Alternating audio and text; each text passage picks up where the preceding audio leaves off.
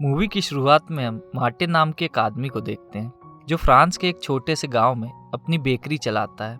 Martin अपने बारे में बताता है कि वो 7 साल पहले पेरिस से यहाँ आया था। यहाँ पे उसके डैड की बेकरी थी और तब से वो अपनी वाइफ के साथ इस बेकरी को चला रहा है। आगे मार्टिन जब ब्रेड बना रहा होता है तो वो उसे जला देता है। उसकी वाइफ के पूछने पे उसे बताता है कि वो चार्ली के बारे में सोच रहा था कि कहीं वो आत्महत्या ना कर ले। उसकी वाइफ उससे कहती है कि वो ऐसा कुछ नहीं करेगा, तुम्हें ये सब नहीं सोचना चाहिए। इसके बाद मार्टिन चार्ली के घर जाता है जहाँ चार्ली अपनी वाइफ जेमा का सामान जला रहा होता है। वो ऐसा क्यों कर रहा था ये हमें आगे पता चलेगा। फिर चार्ली किसी काम से घर के अंदर चला जाता है। मार्टिन को वहाँ जेमा की डायरी मिलती है जिसे वो अपने पास रख लेता है। इसके बाद वो घर आके वो डायरी पढ़ने लगता है और फिर मूवी फ्लैशबैक में जाती है जहाँ हम देखते हैं कि जेमा और चार्ली की नई नई शादी हुई है और वो दोनों बहुत खुश हैं। फिर वो दोनों अपने आगे की लाइफ शांति से बिताने के लिए उस गांव में चले जाते हैं जहां मार्टिन रहता था। अपने गांव में नए लोगों को देख के मार्टिन उनके पास जाता है और अपने आप को इंट्रोड्यूस करता है। फिर मार्टिन अपनी फैमिली को एक नॉवल के बारे में बताता है जिसका नाम मैडम बोवरी था। उस नॉवल के कैरेक्टर बिल्कुल जेमा और चार्ली के जैसे थे क्योंकि उनका भी सरनेम बोवरी था, इसलिए मार्टिन को उनमें इंटरेस्ट होने लगा था। इसके कुछ दिनों बाद जेमा और चार्ली मार्टिन की बेकरी में ब्रेड लेने जाते हैं जहां मार्टिन जेमा की खूबसूरती देख के उसकी तरफ अट्रैक्ट हो जाता है। इसके बाद जब मार्टिन घर जा रहा था तो रास्ते में उसे जेमा मिलती है। वो उसे लेके एक सुंदर सा गार्डन दिखाने ले जाता है जिसे देख के जेमा बहुत खुश होती है। इसके बाद रात को चार्ली मार्टिन के घर जाता है और उससे कहता है कि उसके घर की लाइट अचानक चली गई है। फिर मार्टिन उसके साथ उसके घर जाता है और वो लाइट को वापस चालू कर देता है। तभी वहाँ मार्टिन की वाइफ भी आ जाती है और फिर वो चारों बैठ के ड्रिंक करते हुए बातें करने लगते हैं। इस दौरान मार्टिन सिर्फ जेमा को ही देख रहा होता है। कुछ दिनों बाद जेमा मार्टिन की बेकरी में जाती है जहाँ मार्टिन उससे कहता है कि क्या तुम देखना चाहती हो कि ब्रेड कैसे बनती है। जेमा इसके लिए हाँ कह देती है। इसके बाद मार्टिन उसे किचन में ले जाता है जहाँ पे वो ब्रेड बनाया करता था। फिर जेमा भी ब्रेड बनाने लगती है। मार्टिन उससे पूछता है तुम्हें कैसा लग रहा है। जेमा उससे कहती है कि मुझे ऐसा लग रहा है कि जैसे मैं योगा कर रही हूँ। उस रूम में बहुत गर्मी हो रही थी इसलिए जेमा अपनी स्वेटर उतार देती है। इसके बाद मार्टिन जेमा की बॉडी को घूरने लगता है। फिर एक दिन मार्टिन और उसकी वाइफ जेमा और चार्ली के दोस्तों के साथ लंच कर रहे होते हैं। तभी जेमा की दोस्त उसे घर दिखाने ले जाती है। फिर वो जेमा से कहती है कि लड़कियों को अपनी बॉडी फिट रखने के लिए एक्सरसाइज करनी चाहिए, इसलिए वो रोज एक्सरसाइज करती है। जेमा को भी ये बात अच्छी लगती है और वो भी अगले दिन से एक्सरसाइज करने लगती है। फिर एक दिन रास्ते में मार्टिन को जेमा मिलती है। वो उससे पूछता है कि तुम इतने दिनों से बेकरी पे क्यों नहीं आई, जिस पे जेमा कहती है कि वो डाइटिंग पे है इसलिए उसने ब्रेड खाना बंद कर दिया है। ये बोल के वो वहाँ से जाने लगती है। तभी उसे एक जहरीला कीड़ा काट लेता है जिससे उसे बहुत दर्द होता है। वो मार्टिन को अपने पास बुलाती है और उसे कीड़े को वहाँ से हटाने के लिए कहती है। मार्टिन चेक करके उससे कहता है कि तुम्हें एक जहरीले कीड़े ने काटा है इसलिए उसे उसका जहर चूस के बाहर निकालना पड़ेगा। जेमा ये सुन के उसे ऐसा ही करने के लिए कहती है। फिर मार्टिन जहर चूसने लगता है। तभी वहाँ हर्ब नाम का लड़का आता है। वो मार्टिन से पूछता है कि वो ये क्या कर रहा है। मार्टिन उसे समझा ही रहा होता है। तभी जेमा बेहोश होकर गिर जाती है। फिर वो दोनों जेमा को लेके डॉक्टर के पास जाते हैं जहाँ डॉक्टर जेमा को इंजेक्शन लगा के कहता है कि अब तुम ठीक हो जाओगी। फिर जब वो लोग वापस आ रहे होते हैं तो जेमा मार्टिन के कंधे पे सिर रख के सो जाती है। मार्टिन ये देख के बहुत खुश हो जाता है और उसे लगता है कि जेमा भी उसे पसंद करती है। अगले दिन जेमा की दोस्त उसे एक मैगजीन दिखाती है जिसमें वो पैट्रिक की फोटो देखती है, जिसे देख के जेमा को अपना अतीत याद आ जाता है। पैट्रिक जेमा का बॉयफ्रेंड हुआ करता था, लेकिन एक दिन जेमा ने पैट्रिक को किसी और लड़की के साथ देख लिया था जिससे उसका दिल टूट जाता है। अगले दिन जब मार्टिन अपनी शॉप के बाहर खड़ा था तो वो जेमा और हव को बातें करते देखता है। ये देखकर उसे लगता है कि जल्द ही इन दोनों का अफेयर शुरू हो जाएगा क्योंकि नॉवल में भी ऐसा ही होता है। फिर अगले दिन जेमा सुपरमार्केट में वाइन लेने जाती है जहाँ हर्ब भी आ जाता है। वो अपनी पसंद की वाइन जेमा को बताता है। जेमा भी उस वाइन को खरीद लेती है। इसके बाद हम मार्टिन को देखते हैं जो ब्रेड की डिलीवरी करके घर जा रहा होता है। रास्ते में उसे जेमा दिखती है जो कहीं जा रही होती है।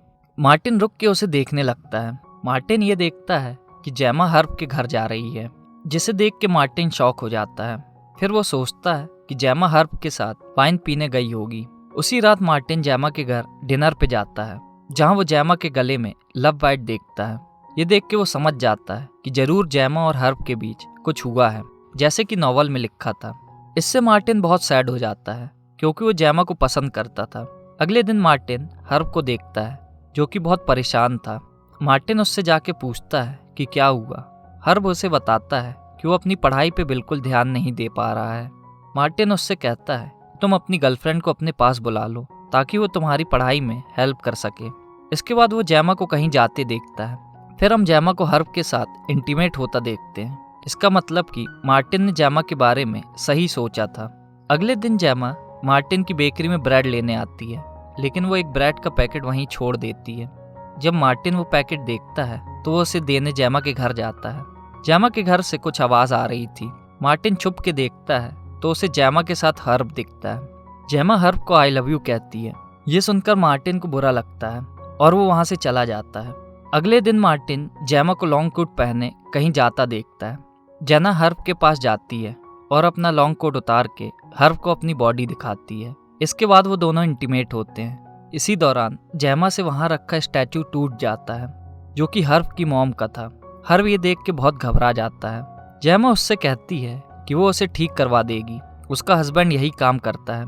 इसके बाद जेमा हर्ब से कहती है कि अपन यहाँ से भाग के लंदन चले जाते हैं। हर्ब भी इसके लिए मान जाता है। उसी रात मार्टिन जेमा के बारे में सोच रहा होता है। वो जेमा को हर्ब के नाम से एक लेटर भेजता है, जिसमें लिखा था कि वो उसे छोड़ के हमेशा के लिए जा रहा है। ये पढ़ के जेमा हर्ब से मिलने जाती है, लेकिन हर्ब उसका फ़ोन नहीं उठाता, क्योंकि वो अपनी मॉम के साथ था। वो जेमा को मैसेज करता है कि वो उसके साथ लंदन नहीं जा पाएगा, क्योंकि वो अपनी मॉम के साथ पेरिस जा रहा है। ये पढ़ के जेमा अपसेट हो जाती है। इसके बाद हर्ब की मॉम चार्ली के पास जाती है और उससे वो स्टैचू मांगती है, क्योंकि हर्ब ने अपनी मॉम को बताया था कि स्टैचू में स्क्रैच आ गई है, इसलिए उसने वो बनने के लिए दिया है। लेकिन चार्ली उनसे कहता है कि वो स्टैचू के बारे में नहीं जानता और ना ही उसने हर्ब का नाम सुना है। इसके बाद चार्ली अपना बैग पैक करके लंदन जाने लगता है, क्योंकि जेमा उस पर बिल्कुल ध्यान नहीं दे रही थी। इसके बाद जेमा बिल्कुल अकेली हो जाती है। एक हफ्ते बाद मार्टिन को जेमा का कुत्ता रास्ते में मिलता है। वो उसे जेमा के पास ले जाता है। जेमा मार्टिन से एक नोटिस पढ़ने को कहती है, जिसे हर्ब की मॉम ने भेजा था, क्योंकि उसको लगता है कि उसका स्टैचू चार्ली के पास था। जेमा मार्टिन से उसका जवाब लिखने को कहती है, लेकिन इस दौरान मार्टिन का ध्यान सिर्फ जेमा पे ही था।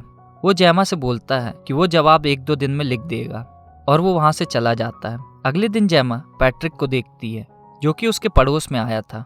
जेमा उस घर का इंटीरियर डिजाइन कर रही थी। पैट्रिक उसे बताता है कि उसकी शादी टूट गई है, लेकिन जेमा उससे बात नहीं करना चाहती थी। अगले दिन जेमा ने मार्टिन को चर्च में बुलाया था। मार्टिन को लगता है कि जेमा उससे प्रपोज करने वाली है, क्योंकि नॉवल में भी ऐसा ही होता है, लेकिन जेमा वहां नहीं आती। इसके बाद मार्टिन जेमा को पैट्रिक के साथ देखता है। उसे लगता है कि उसका अफेयर पैट्रिक के साथ शुरू हो गया है, लेकिन ऐसा नहीं था। जेमा अपने आप से नाराज थी, क्योंकि उसने पैट्रिक को अपने पास आने से नहीं रोका। वो पैट्रिक से कहती है कि आज के बाद वो उसे अपनी शक्ल ना दिखाए। इसके बाद घर की सफाई करते वक्त जेमा को स्टैचू मिल जाता है।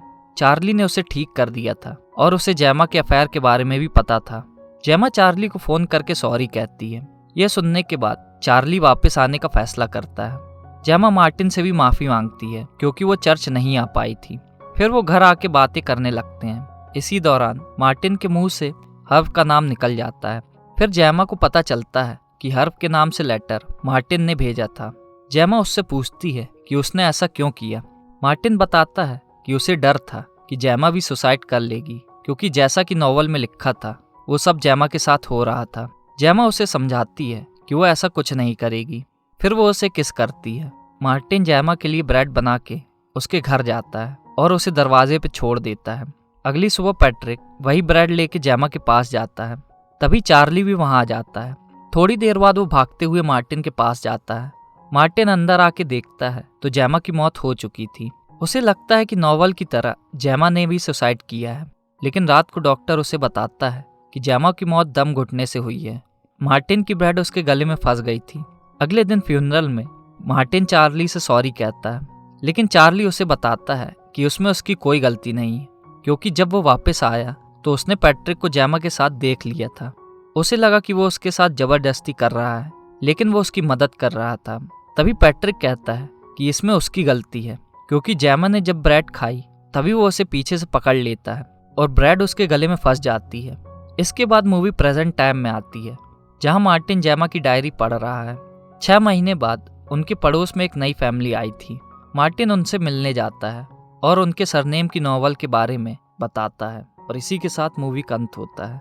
तो दोस्तों, आज के वीडियो में बस इतना ही। अगर आपको ये वीडियो पसंद आया हो तो आप इसे लाइक करें। आप हमारे चैनल को सब्सक्राइब भी कर सकते हैं। हम आपसे मिलेंगे अगले वीडियो में। तब तक के लिए धन्यवाद।